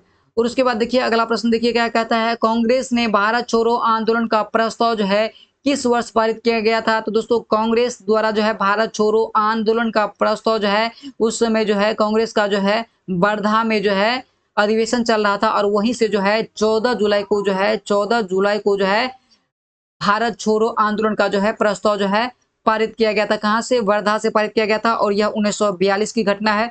देखिए अखिल भारतीय किसान सभा की स्थापना कब की गई, तो 1936 में किया गया था। जीटी रोड किन किन शहरों को जोड़ता है, तो यह जो है कलकत्ता को अमृतसर से जोड़ता है। और जीटी रोड का निर्माण जो है किसके द्वारा प्रारंभ किया गया था, तो दोस्तों जीटी रोड का निर्माण जो है शेरशाह सूरी के द्वारा जो है शुरू किया गया था। किसके द्वारा, शेरशाह सूरी के द्वारा जो है जीटी रोड का जो है सर्वप्रथम बनाया गया था। और शेरशाह सूरी के शासनकाल देखिएगा तो इनका शासनकाल जो है 1540 से लेकर के जो है 1545 तक जो है इनका शासनकाल रहा है। और 1539 और 40 में जो है शेरशाह सूरी एवं हुमायूं के बीच जो है, देखिए इसका जो है ट्रिक होता है, चौक होता है। तो चौसा का युद्ध कब हुआ था, 1539 में जो है चौसा का युद्ध होता। अब 1540 में जो है कन्नौज का युद्ध हुआ था। दोनों युद्ध जो है शेरशाह सूरी एवं हुमायूं के बीच हुआ था और दोनों युद्ध में जो है हुमायूं पराजित हुए थे। और जीटी रोड की बात करेंगे तो दोस्तों यह जो है कलकत्ता और अमृतसर के बीच है, ठीक है। उसके बाद देखिए अगला प्रश्न है, किस शासक ने लौह एवं रक्त नीति का विस्तार किया था, तो दोस्तों लौह एवं रक्त नीति की बात करेंगे तो यह जो है बलबन के द्वारा जो है विस्तार किया गया था। कृष्णदेव राय किसके समकालीन थे, तो दोस्तों कृष्णदेव राय की बात करेंगे तो यह जो है बाबर के समकालीन थे। और कृष्णदेव राय की बात करेंगे तो दोस्तों यह जो है किस वंश से संबंधित था, तो यह जो है तुलु वंश से संबंधित था। और कृष्णदेव राय के दरबार में जो है कौन था, अष्टदिग्गज जो है इन्हीं के दरबार में था। कृष्णदेव राय के दरबार में कौन था, अष्टदिग्गज की बात करेंगे तो कृष्णदेव राय के दरबार में था। देखिए अष्टदिग्गज की बात करेंगे तो यह जो है कृष्णदेव राय के दरबार में था। और अष्टप्रधान की बात करेंगे तो दोस्तों अष्टप्रधान जो है किसके दरबार से संबंधित था, तो यह जो है शिवाजी के दरबार से जो है संबंधित है। अष्टप्रधान शिवाजी के दरबार से संबंधित है। उसके बाद देखिए नवरत्न की बात कीजिएगा तो दोस्तों नवरत्न जो है किससे संबंधित है, नवरत्न की बात करेंगे तो यह जो है अकबर से संबंधित है। किससे संबंधित है, अकबर से संबंधित है। देखिए अष्ट दिग्गज किसके, कृष्णदेव राय। अष्टप्रधान शिवाजी से संबंधित है। नवरत्न अकबर से संबंधित है। और यहाँ कृष्णदेव राय किसके समकालीन था, तो बाबर के समकालीन था, ठीक है। उसके बाद देखिए अगला प्रश्न है, चंद्रगुप्त मौर्य के महल के अवशेष कहाँ से मिले हैं, तो दोस्तों चंद्रगुप्त मौर्य के महल के अवशेष की बात करेंगे तो यह जो है कुम्हरार पटना से मिले हैं। उस शासक का नाम क्या है जिसने विजय स्तंभ या कीर्ति स्तंभ का निर्माण कराया था, यह कुंभा के द्वारा करवाया गया था, यानी राणा कुंभा के द्वारा करवाया गया था। अलीगढ़ आंदोलन किसने चलाया था, तो दोस्तों अलीगढ़ आंदोलन की बात करेंगे तो सर सैयद अहमद खां के द्वारा जो है चलाया गया था, या अहमद खां होगा। उसके बाद देखिए दोस्तों अगला प्रश्न है, भारत में सिविल सेवा का सूत्रपात किसने किया था? तो भारत में जो है सिविल सेवा का सूत्रपात जो है किसके द्वारा किया गया था? लॉर्ड कर्नवालिस के शासनकाल में किया गया था। देखिए मेगास्थनीज के अनुसार भारतीय समाज कितने भागों में विभक्त है? तो दोस्तों मेगास्थनीज के अनुसार जो है भारतीय समाज सात भागों में विभक्त था। उसके बाद देखिए कांकोरी ट्रेन डकैती की घटना जो है, सॉरी देखिए यहाँ क्या है, प्रश्न है कांकोरी ट्रेन डकैती कांड का नायक कौन था? तो दोस्तों राम प्रसाद बिस्मिल था। और कांकोरी ट्रेन डकैती की घटना की बात करेंगे तो यह जो है 9 अगस्त 1925 में होता। कब हुआ था? 9 अगस्त 1925 की घटना है, ठीक है। उसके बाद देखिए अगला प्रश्न है, एटक के पहले अध्यक्ष कौन थे? तो दोस्तों एटक का पहले अध्यक्ष कौन थे? तो लाला लाजपत राय थे। उसके बाद देखिए गोल्डन थ्रेशोल्ड नामक कविता का संग्रह किसने किया था? सरोजिनी नायडू के द्वारा जो है गोल्डन थ्रेशोल्ड नामक कविता का संग्रह किया गया था, यानी रचना किया गया था। उसके बाद देखिए अगला प्रश्न है, किसे जाटों का प्लेटो या अफलातून कहा जाता है? तो दोस्तों जाटों का प्लेटो या अफलातून की बात करेंगे तो यह जो है सूरजमल को कहा जाता है। 1947 के भारतीय राष्ट्र कांग्रेस के दिल्ली अधिवेशन की अध्यक्षता किसने किया था? तो दोस्तों 1947 की बात करेंगे तो उस समय देखिए ऐसे अगर पूछ दिया जाए कि 1947 के समय भारतीय राष्ट्र कांग्रेस का अध्यक्ष कौन था, तो उस समय जो है जेबी कृपलानी था। कौन था? जेबी कृपलानी था। अब विशेष अधिवेशन दिल्ली में जिसका आयोजन किया गया था तो उसका अध्यक्ष कौन था? डॉक्टर राजेंद्र प्रसाद था। देखिए गुप्तकालीन स्वर्ण सिक्का को क्या कहा गया है? तो दोस्तों गुप्तकालीन स्वर्ण सिक्का को जो है रुपये कहा जाता है। उसके बाद देखिए दोस्तों अगला प्रश्न है, महात्मा गांधी को सर्वप्रथम राष्ट्रपिता किसने कहा था? तो दोस्तों महात्मा गांधी को जो है सर्वप्रथम राष्ट्रपिता जो है किसने कहा था? सुभाष चंद्र बोस कहा था, ठीक है। और महात्मा गांधी को बापू किसने कहा था? तो दोस्तों बापू की बात करेंगे तो यह जो है जवाहरलाल नेहरू के द्वारा जो है बापू कहा गया था। और महात्मा किसने कहा था? तो दोस्तों रविन्द्रनाथ टैगोर की बात करेंगे तो रविन्द्रनाथ टैगोर की बात करेंगे तो यह जो है महात्मा गांधी को महात्मा की उपाधि दिया था। देखिए तराइन की पहली लड़ाई कब हुई थी? तो दोस्तों तराइन की पहली लड़ाई की बात करेंगे तो पहली लड़ाई जो है पृथ्वीराज चौहान एवं मोहम्मद गौरी के बीच हुआ था, यानी तराइन की प्रथम लड़ाई 1191 में हुआ था, मोहम्मद गौरी एवं पृथ्वीराज चौहान के बीच हुआ था। और इस युद्ध में जो है पृथ्वीराज चौहान विजयी होता है और मोहम्मद गौरी इस युद्ध में पराजित होता है। और तराइन की दूसरा युद्ध की बात करेंगे तो तराइन का दूसरा युद्ध कब हुआ था? 1192 में हुआ था। और पुनः इस युद्ध में भी मोहम्मद गौरी एवं पृथ्वीराज चौहान था। और इस युद्ध में की बात करेंगे तो इस युद्ध में जो है देखिए पृथ्वीराज चौहान की हार होती है, पृथ्वीराज चौहान की हार होता है किसमें? तराइन के दूसरे युद्ध में। और मोहम्मद गौरी का जो है जीत होता है। वेदों में संपूर्ण सच्चाई निहित है, यह व्याख्या किसने किया था? तो दोस्तों वेदों की ओर लौटो का नारा किसके द्वारा दिया गया था? स्वामी दयानंद सरस्वती द्वारा दिया गया था। और वेदों में संपूर्ण सच्चाई निहित है, यह व्याख्या जो है दयानंद सरस्वती के द्वारा किया गया था। कनिष्क का राजवेद कौन था? तो दोस्तों चरक की बात करेंगे, देखिए इसका ट्रिक होता है क, ठीक है। देखिए ओ फोर क्या होता है? ओ फोर जो है अश्वघोष हो गया, ओ फोर अश्वघोष हो गया, ठीक है। चौ फोर जो है चाणक हो जाएगा, सॉरी चौ फोर जो है चरक हो जाएगा। चौ फोर क्या होता है? चरक हो जाएगा। और 9 फोर जो है नागा अर्जुन था, 9 फोर कौन था? नागा अर्जुन था, ठीक है। और क फोर तो कनिष्क हो ही गया, ठीक है। तो यह सब किसके दरबार में था? यानी यह तीनों आदमी को बात जो किए हैं, देखिए अश्वघोष हो गया, चरक हो गया और नागार्जुन की बात करेंगे तो यह सब किसके दरबार में था? कनिष्क के दरबार में था। स्वामी विवेकानंद का मूल नाम क्या था? नरेंद्र दत्त था। स्वामी विवेकानंद का मूल नाम क्या था? नरेंद्र दत्त था। उसके बाद देखिए दोस्तों कनिष्क की राजधानी कहाँ था? तो दोस्तों कनिष्क जो अपना राजधानी जो है, इनकी राजधानी जो है पुसरूपुर या पेशावर हुआ करता था। सिकंदर के समय मगध पर किसका शासन था? तो दोस्तों सिकंदर का आगमन कब होता है? तो इनका आगमन जो है 326 ईस्वी पूर्व में जो है सिकंदर का आगमन होता। कब हुआ था? 326 ईस्वी पूर्व में हुआ था। और उस समय जो है घनानंद जो है मगध पर शासन कर रहा था। मंगल पांडे ने किस सैन्य छावनी से में विद्रोह किया था? तो यह जो है बैरकपुर में विद्रोह किया था। और यह जो है 34वीं इन्फेंट्री से संबंधित था। उसके बाद देखिए दोस्तों अगला प्रश्न है, भारत में गुलाम वंश का स्थापना किसके द्वारा किया गया था? तो दोस्तों भारत में गुलाम वंश का स्थापना जो है किसके द्वारा किया गया था? कुतुबुद्दीन ऐबक के द्वारा जो है किया गया था। और यह जो है 1206 में गुलाम वंश का स्थापना किया था। और 1210 में जो है इनकी जो है मृत्यु हो जाती है। पोलो या चौगान खेलते समय जो है इनकी मृत्यु हो जाती है। और कुतुबुद्दीन ऐबक के समय में जो है गुलाम वंश का जो है राजधानी कहाँ था? तो लाहौर था। बाद में जो है इल्तुतमिश जो है दिल्ली जो है स्थानांतरित किया था। इल्तुतमिश जो है गुलाम वंश का राजधानी कहाँ स्थानांतरित किया? दिल्ली किया था। उसके बाद देखिए दोस्तों अपने काल का महान संगीतज्ञ तानसेन किसके दरबार में था? अकबर के दरबार में था। महाबलीपुरम जो एक मुख्य नगर है वह कला में किस शासकों की रुचि को दर्शाता है? तो वह पल्लवों को दर्शाता है। उसके बाद देखिए दोस्तों अगला प्रश्न है, भारत में सती प्रथा कब प्रतिबंधित की गई थी? तो यह जो है 1829 में जो है विलियम बेंटिक के सहयोग से जो है सती प्रथा को जो है समाप्त किया गया था। लिंगराज मंदिर का नींव किसने डाला था? तो दोस्तों लिंगराज मंदिर की बात करेंगे तो यह जो है उड़ीसा में है। और इनका नींव जो है ययाति किसरी के द्वारा जो है डाला गया था। ठीक है, उसके बाद देखिए अगला प्रश्न है, दिल्ली में केंद्रीय सचिवालय के उत्तरी और दक्षिणी खंडों का वास्तुविद कौन था? तो दोस्तों दिल्ली में केंद्रीय सचिवालय की बात करेंगे तो इनका जो है वास्तुविद कौन था? एडवर्ड लुटियस था। किस गवर्नर जनरल ने व्यक्तिगत सिद्धांत का प्रतिपादन किया था? तो यह जो है लॉर्ड डलहौजी के द्वारा किया गया था। किस गवर्नर जनरल ने व्यक्तिगत सिद्धांत का प्रतिपादन किया था? तो वही क्वेश्चन जो है दोबारा रिपीट हो गया है, डलहौजी के द्वारा किया गया था। मालती माधव के लेखक कौन थे? दोस्तों मालती माधव की बात करेंगे तो यह जो है भगवती के द्वारा लिखा गया था। सिंधु घाटी सभ्यता, सिंधु घाटी स्थल कालीबंगा किस प्रदेश में स्थित है? तो दोस्तों कालीबंगा की बात करेंगे तो यह राजस्थान में जो है। उसके बाद देखिए बिहार में 1857 का विद्रोह का नेतृत्व किसने किया? तो यह जो है कुर्सी बिहार से देखिए 1857 का नेतृत्व किसके द्वारा किया गया था? कुंवर सिंह के द्वारा किया गया था।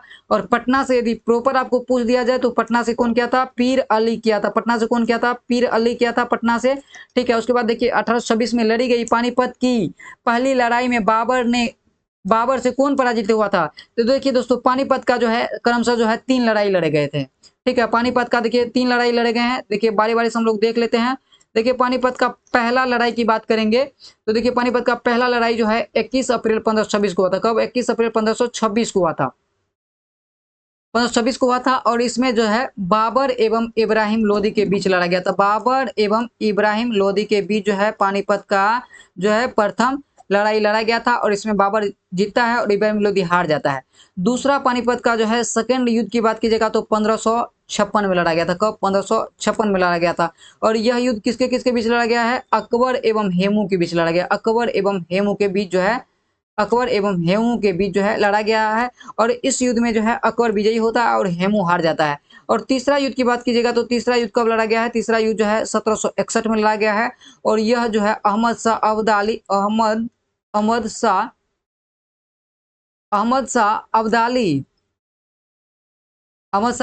एवं मराठा के बीच लड़ा गया था। अहमद शाह अब्दाली एवं मराठा के बीच लड़ा गया था और इस युद्ध में जो है मराठा हारता है और अहमद शाह अब्दाली यानी अफगान का जो है जीत होता है। कुल मिलाकर के जो है 3 जो है पानीपत के युद्ध लड़े गए थे। ठीक है, उसके बाद देखिए अगला प्रश्न है तो यहाँ जो है देखिए यहाँ जो है थोड़ा सा मिस्टेक है, यहाँ होना चाहिए 1526 होना चाहिए। ठीक है, इब्राहिम लोदी। उसके बाद देखिए भारतीय शिक्षा का मैग्ना कार्टा किसे कहा जाता है? तो दोस्तों वुड स्पेस को जो है भारतीय शिक्षा का मैग्ना कार्टा कहा गया है और वुड स्पेस जो है 1854 में आया हुआ था। उसके बाद देखिए दोस्तों अगला प्रश्न है 1857 के विद्रोह के दमन के बाद जो है मुगल शासक बहादुर शाह को कहाँ निर्वासित किया गया था? तो दोस्तों देखिए 1857 का विद्रोह कब शुरू होता है? तो 10 मई को जो है 1857 को जो है विद्रोह शुरू हुआ था। उस समय जो है वायसराय कौन था? सॉरी, गवर्नर जनरल कौन था? तो कैनिंग था।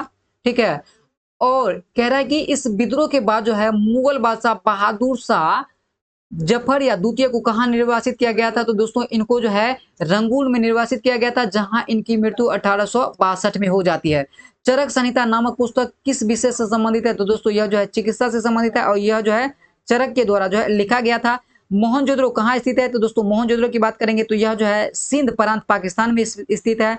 सिंध प्रांत पाकिस्तान में जो है स्थित है। उसके बाद देखिए दोस्तों अगला प्रश्न है स्वतंत्र भारत का अंतिम गवर्नर जनरल कौन था? तो दोस्तों स्वतंत्र भारत का अंतिम गवर्नर जनरल ऋषिराज गोपालचारी था।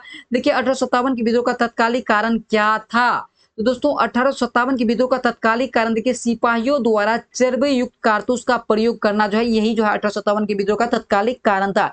गीत गोविंद के रचनाकार जयदेव। दोस्तों ऐसे प्रश्न बनता है कि गीत गोविंद के रचनाकार कौन थे? तो देखिए गीत गोविंद के रचनाकार कौन है? जयदेव है। और यह किसके दरबार में किसके सभा को अलंकृत करते थे? तो गीत गोविंद के लेखक जयदेव की बात करेंगे तो यह जो है लक्ष्मण सेन के दरबार को अलंकृत कर रहे थे। उसके बाद देखिए पाटलिपुत्र नगर की स्थापना किसके द्वारा किया गया था? तो दोस्तों पाटलिपुत्र नगर का स्थापना जो है उज्जैन के द्वारा किया गया था। अस्तो मा सदगमय कहां से ले गया है? तो दोस्तों अस्तो मा सदगमय की बात करेंगे तो यह जो है कहां से लिया गया है? तो दोस्तों यहाँ तो प्रश्न दिया हुआ है ऋग्वेद से, ऐसे मुंडकोपनिषद से लिया गया है। उसके बाद देखिए दोस्तों अगला प्रश्न है सुभाष चंद्र बोस ने आजाद हिंद सरकार का स्थापना कहाँ किया था? तो दोस्तों सुभाष चंद्र बोस के द्वारा आजाद हिंद सरकार का गठन जो है कहाँ किया गया था? सिंगापुर में किया गया था। किसने तंजौर में बृहदेश्वर मंदिर का निर्माण किया था? तो दोस्तों तंजौर में जो है बृहदेश्वर मंदिर का निर्माण जो है देखिए यहाँ ऑप्शन में मिस्टेक है। शेरशाह का मकबरा कहाँ स्थित है? तो दोस्तों शेरशाह का मकबरा जो है सासाराम है। ठीक है। उसके बाद देखिए दोस्तों अगला प्रश्न देखिए, महाराष्ट्र में गणपति उत्सव किसने आरंभ किया था? तो दोस्तों महाराष्ट्र में जो है गणपति एवं शिवाजी महोत्सव की बात करेंगे तो किसके द्वारा आरंभ किया गया था? तो यह जो है बाल गंगाधर तिलक के द्वारा जो है महाराष्ट्र में जो है गणपति एवं शिवाजी महोत्सव जो है शुरू करवाया गया था। उसके बाद देखिए भीमबेटका किसके लिए प्रसिद्ध है? तो दोस्तों भीमबेटका की बात करेंगे तो यह जो है मध्य प्रदेश के रायसेन जिला में स्थित है और यह जो है गुफाओं के जो है शिल्प चित्र के लिए प्रसिद्ध है। देखिए भारत में किस शैलाश्रय से सर्वाधिक चित्र प्राप्त हुए हैं? तो दोस्तों देखिए भीमबेटका की बात करेंगे तो यहाँ से जो है लगभग 500 जो 400 से लेकर 500 जो है शिल्प चित्र जो है प्राप्त हुए हैं। उसके बाद देखिए अगला प्रश्न है, उत्खनन प्रमाण के अनुसार पशुपालन का प्रारंभ कहाँ हुआ था? तो दोस्तों वो देखिए पशुपालन का जो है प्रमाण की बात करेंगे तो यह जो है मध्यपाषाण काल में जो है हुआ था, ऐसा माना जाता है। देखिए मध्यपाषाण प्रसंग में पशुपालन के प्रमाण जहां से मिले वो स्थान है तो दोस्तों आदमगढ़ से जो है सर्वप्रथम जो है आदमगढ़ से जो है पशुपालन के जो है प्रमाण मिले थे। उसके बाद देखिए अगला प्रश्न है, गेरिक मृदभांड का पात्र का नामकरण जो है कहाँ हुआ था? तो दोस्तों गेरिक मृदभांड की बात करेंगे तो यह जो है हस्तिनापुर में जो है इनका नामकरण हुआ था। देखिए ताम्रपाषाण काल में महाराष्ट्र के लोग मृतकों को घर के फर्श के नीचे किस तरह से दफनाते थे? तो दोस्तों दक्षिण की ओर जो है दफनाया जाता था। ठीक है, दक्षिण से उत्तर की ओर दफनाया जाता था। उसके बाद देखिए किस स्थल से मानव कंकाल के साथ कुत्ता का समाधान मिला है? तो दोस्तों मानव कंकाल के साथ जो है कुत्ता का समाधान की बात करेंगे तो यह जो है बुर्ज होम जम्मू कश्मीर से मिला है।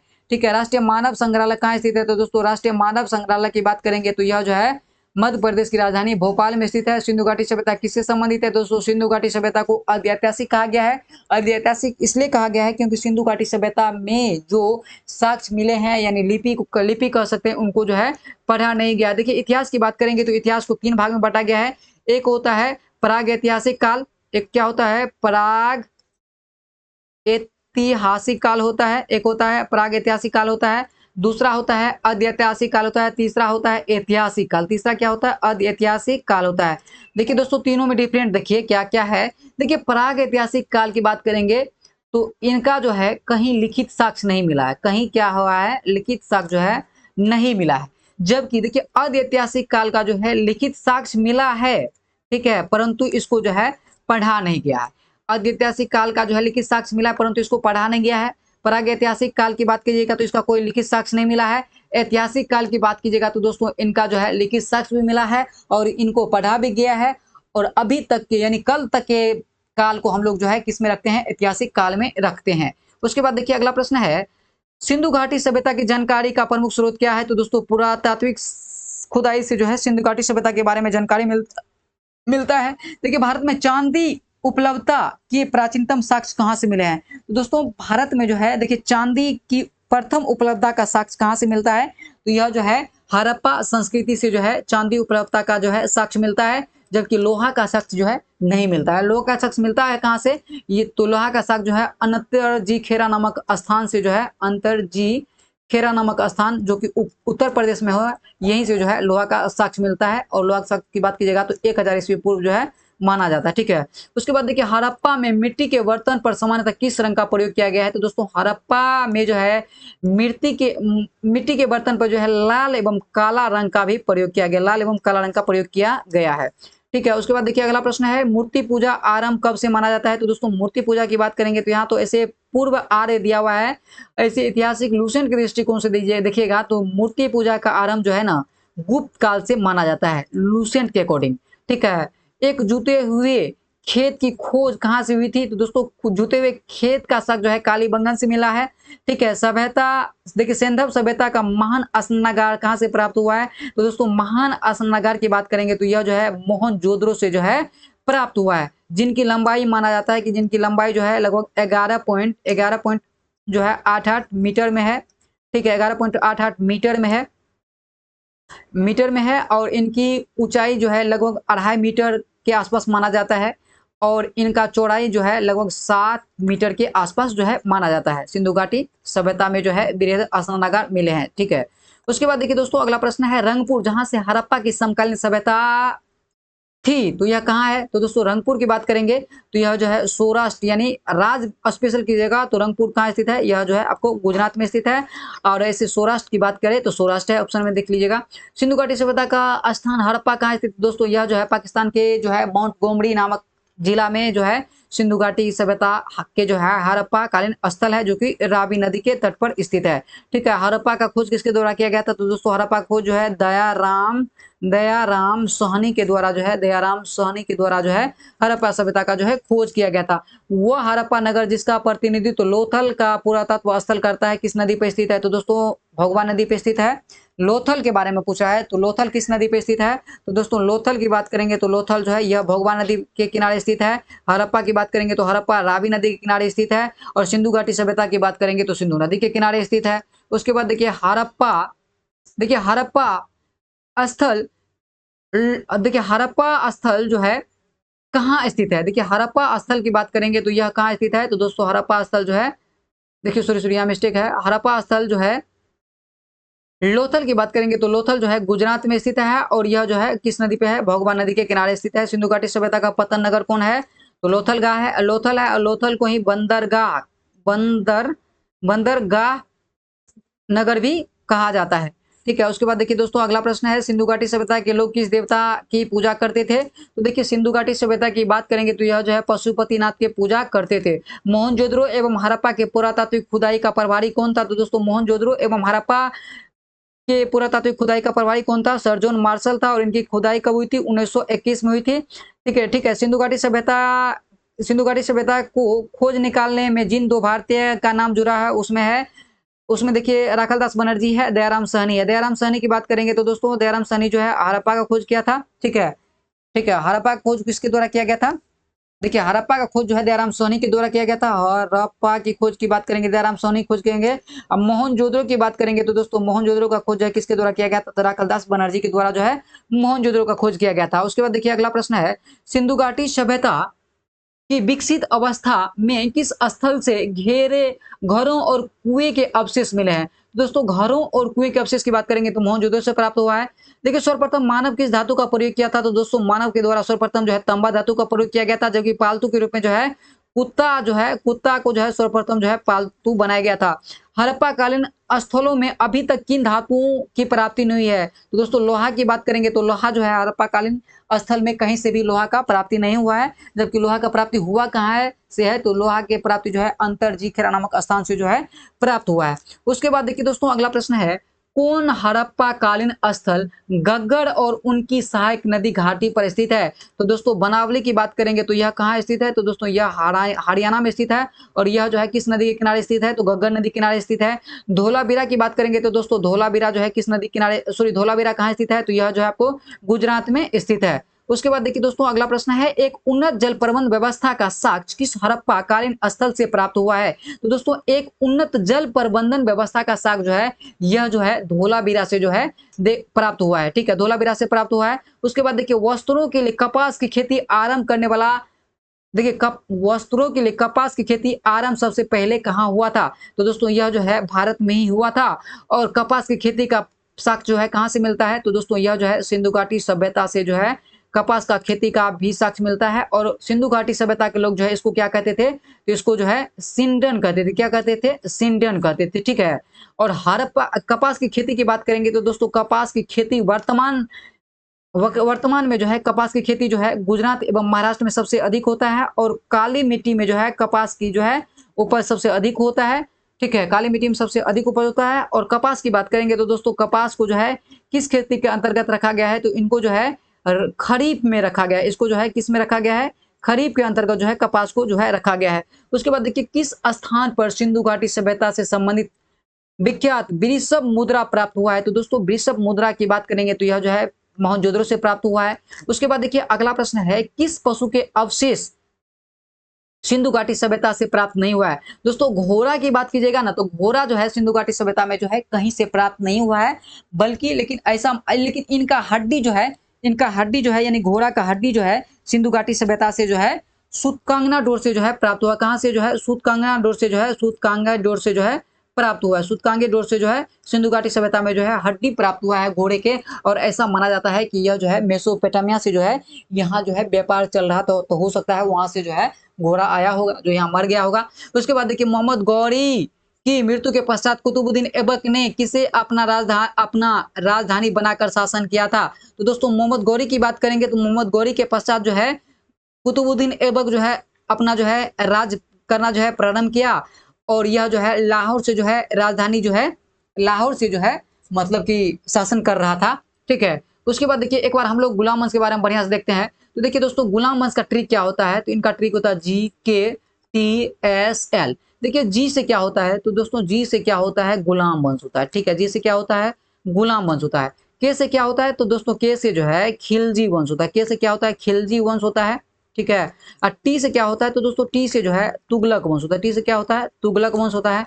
एस से क्या होता है, तो दोस्तों एस से जो है सैयद वंश होता है। एल से क्या होता है, तो एल से जो है लोधी वंश होता है। ठीक है, उसके बाद देखिए गुलाम वंश का स्थापना किसके द्वारा किया गया था, तो दोस्तों गुलाम वंश की स्थापना की बात करेंगे तो यह जो है किसके द्वारा किया गया था, तो देखिए गुलाम वंश का स्थापना जो है ना कुतुबुद्दीन ऐबक के द्वारा किया था। किसके द्वारा, कुतुबुद्दीन ऐबक के द्वारा जो है गुलाम वंश का स्थापना किया गया था।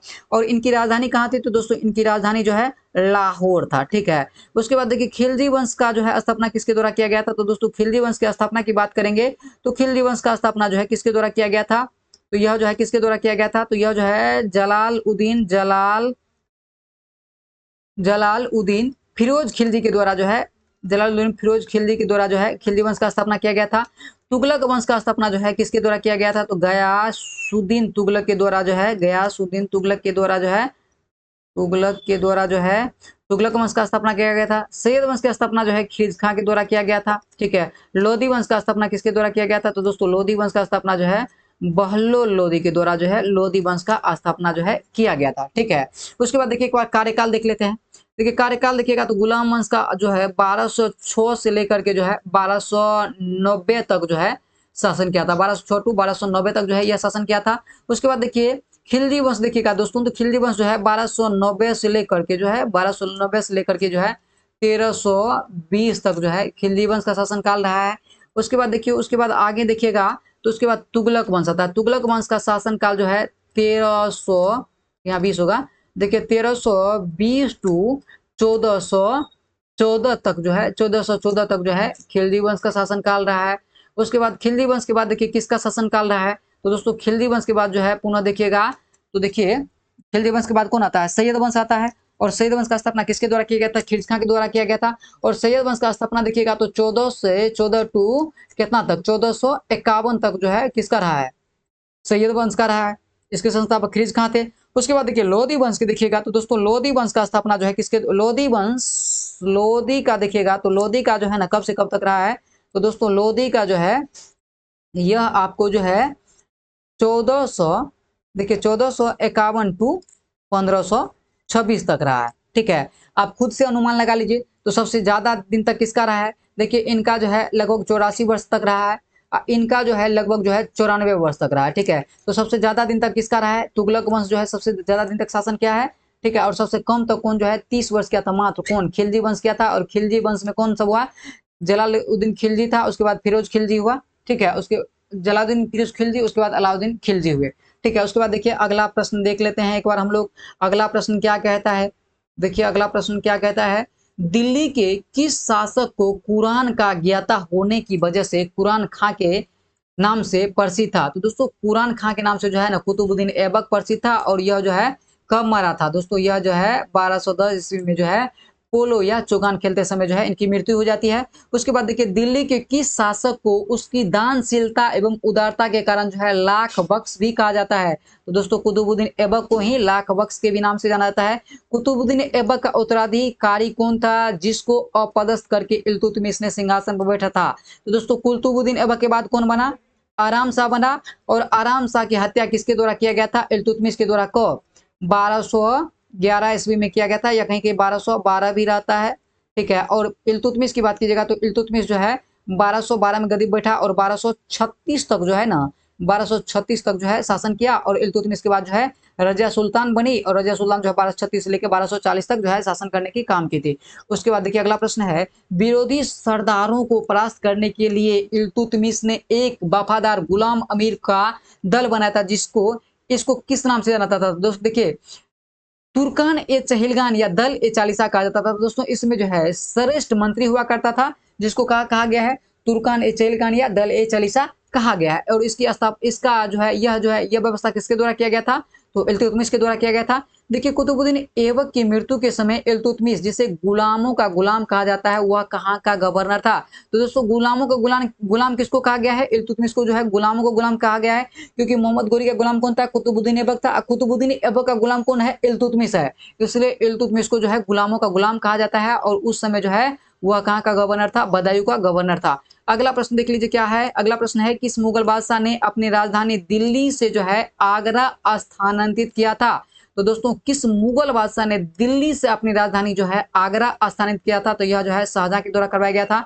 उसके बाद देखिए दोस्तों अगला प्रश्न है, भारतीय स्वतंत्रता संग्राम में सविनय अवज्ञा आंदोलन कब शुरू हुआ था? तो 1930 में शुरू हुआ था। कब? 6 अप्रैल 1930 को जो है महात्मा गांधी जी के द्वारा जो है नमक कानून तोड़ने के बाद शुरू हुआ था। आर्य शब्द किस भाषा से लिया गया है? तो दोस्तों आर्य की बात करेंगे तो संस्कृत भाषा का शब्द है और आर्य मतलब होता है श्रेष्ठ या कुलीन होता है। गुप्त वंश का स्थापना किसके द्वारा किया गया था? तो दोस्तों गुप्त वंश का संस्थापक जो है श्रीगुप्त को माना जाता है। उसके बाद देखिए दोस्तों अगला प्रश्न है, भारतीय राष्ट्र कांग्रेस की स्थापना कब हुई थी? तो दोस्तों भारतीय राष्ट्र कांग्रेस की स्थापना जो है 28 दिसंबर 1885 को होता है। 28 दिसंबर 1885 को हुआ था। ठीक है, मुंबई स्थित गोकुलदास तेजपाल विद्यालय में हुआ था। और इनका जो है यह जो है यानी देखिए भारतीय राष्ट्र कांग्रेस को जो है कांग्रेस का जो है यानी भारतीय राष्ट्र कांग्रेस को जो है कांग्रेस किसने कहा था? तो दोस्तों दादा भाई नौरोजी के द्वारा जो है इनका नाम जो है भारतीय राष्ट्र कांग्रेस रखा गया था। ठीक है, और दादा भाई नौरोजी जो है 3 बार जो है कांग्रेस का अधिवेशन की अध्यक्षता की थी। एक बार पहला 1886 में, उसके बाद देखिए उसके बाद जो है उसके बाद देखिए 1993, 1886 और 1893 और 1906 में 3 बार। देखिए 1886, 1893 और 1906 में 3 बार जो है दादा भाई नौरोजी जो है अधिवेशन की अध्यक्षता की थी। अकबर का जन्म कहाँ हुआ था? तो दोस्तों अकबर का जन्म जो है अमरकोट में हुआ था, राणा भीरसाल के दरबार में हुआ था। और भारत में प्रथम चीनी यात्री कौन था? तो दोस्तों भारत में प्रथम चीनी यात्री की बात करेंगे तो यह जो है फाहियान आया हुआ था, जो कि चंद्रगुप्त द्वितीय के शासनकाल में आया हुआ था। चंद्रगुप्त द्वितीय के शासनकाल में जो है आया हुआ था। ठीक है, सिंधु घाटी सभ्यता किस नदी के किनारे विकसित हुई थी? तो दोस्तों सिंधु घाटी सभ्यता का नाम ही सिंधु घाटी सभ्यता इसलिए पड़ा था क्योंकि इसका विकास जो है सिंधु घाटी सभ्यता के सिंधु नदी के किनारे हुआ था। उसके बाद देखिए दोस्तों अशोक महान किस राजवंश से संबंधित था? तो दोस्तों अशोक महान की बात करेंगे तो यह जो है मौर्य वंश से संबंधित था। दोस्तों मौर्य वंश में 3 प्रमुख शासक हुए। देखिए सबसे पहले कौन हुए? तो पहला शासक हुआ चंद्रगुप्त मौर्य था, जो मौर्य वंश के संस्थापक थे। उसके बाद देखिए बिंदुसार हुआ। ठीक है, उसके बाद जो है बिंदुसार हुआ। उसके बाद जो है अशोक हुए। उसके बाद जो है कौन हुए? अशोक हुए। ठीक है, उसके बाद अशोक हुए। ठीक है, उसके बाद देखिए अर्थशास्त्र पुस्तक के लेखक कौन है? तो दोस्तों अर्थशास्त्र जो किसके द्वारा लिखा गया था? तो यह जो है चाणक्य कौटिल्य या विष्णुगुप्त के द्वारा लिखा गया था। उसके बाद देखिए अगला प्रश्न है, भारत का पहला मुगल शासक कौन था? तो दोस्तों बाबर जो है भारत का पहला मुगल शासक था और इन्होंने जो है 1526 ईस्वी में जो है 1526 में देखिए 1526 में जो है पानीपत का प्रथम जो है युद्ध लड़ा था। और इस युद्ध में जो है इब्राहिम लोदी को जो है पराजित किया था और यहीं से जो है मुगल वंश की स्थापना जो है किसके द्वारा किया गया था? बाबर के द्वारा पानीपत का प्रथम युद्ध हुआ था। बाबर एवं इब्राहिम लोदी के बीच हुआ था। शिवाजी किस मुगल बादशाह के शासन काल में थे? तो दोस्तों शिवाजी की बात करेंगे तो यह जो है यानी जिस समय शिवाजी था उस समय जो है उधर मुगल बादशाह कौन था? औरंगजेब था। औरंगजेब की मृत्यु की बात करेंगे तो 1707 में जो है औरंगजेब का मृत्यु होता है। उसके बाद देखिए अगला प्रश्न है, भारत में सती प्रथा को किस मुगल बादशाह ने समाप्त किया था? तो दोस्तों भारत में जो है सती प्रथा को समाप्त करने का काम जो है कुछ हद तक जो है अकबर के द्वारा भी किया गया था। उसके बाद देखिए भारतीय संविधान की प्रस्तावना में संविधान का अर्थ क्या है? देश का मूल ढांचा से है। उसके बाद देखिए दोस्तों आज का यह लास्ट भी प्रश्न था। उम्मीद करते हैं सेशन आपको बेहद पसंद आया होगा। यदि आप हमारे चैनल पर नए हैं तो चैनल को लाइक सब्सक्राइब शेयर जरूर करेंगे। यदि आपका किसी भी तरह का सुझाव है तो आप कमेंट बॉक्स में जरूर पेंट करें। ठीक है, आप सभी को वीडियो देखने के लिए बहुत बहुत धन्यवाद।